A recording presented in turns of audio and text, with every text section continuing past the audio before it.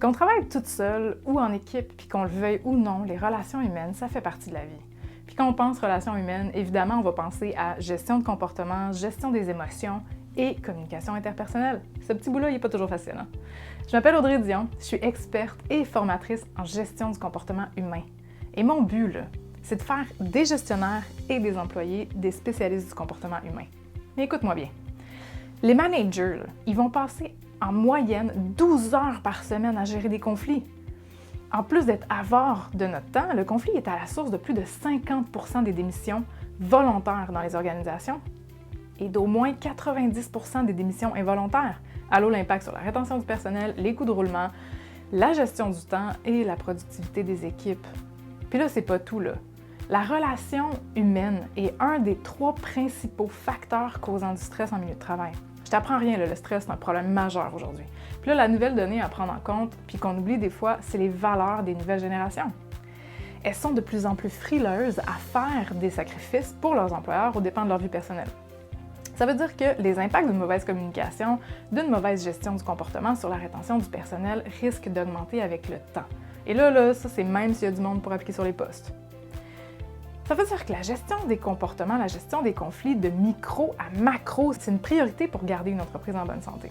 Avec la solution Communique, on a trouvé comment faire passer de 12 heures à 7 heures la moyenne de temps de gestion des conflits. C'est un méchant gain de temps à remplacer par du travail productif, là, ça.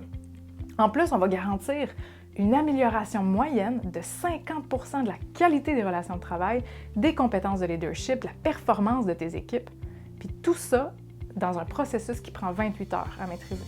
Ce qui est encore plus pertinent, c'est que le pouvoir de gestion des conflits ne se trouve pas juste dans les mains du gestionnaire, il se trouve aussi dans celle de l'employé. Parce que si l'employé il sait comment gérer les comportements inconscients de son manager, on va éviter les mauvaises interprétations de comportements et les escalades de ressentiment de part et d'autre de la relation. Puis ce qui est unique au monde, puis qui explose les résultats ici, c'est qu'on va mettre à jour la motivation profonde de l'individu. En y offrant cette motivation-là, le fossé qui est en train de se créer entre le travail et la vie personnelle des générations actuelles se referme. La méthode utilisée par Communique aujourd'hui, qui est choisie par des géants comme la NASA, la Maison-Blanche, Apple, Microsoft, BMW, c'est pas juste une méthode de prédiction des comportements, de communication puis de réponse à la motivation profonde de chacun.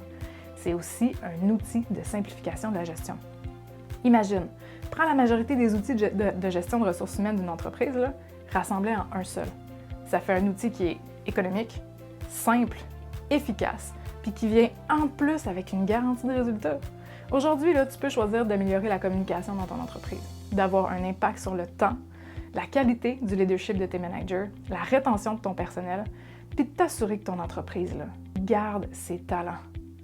Aujourd'hui, tu peux choisir d'avoir une gestion humaine des ressources, la meilleure que tu peux offrir à tes employés. Appelle-nous, prends des infos, ça va nous faire tellement plaisir de te parler. À bientôt.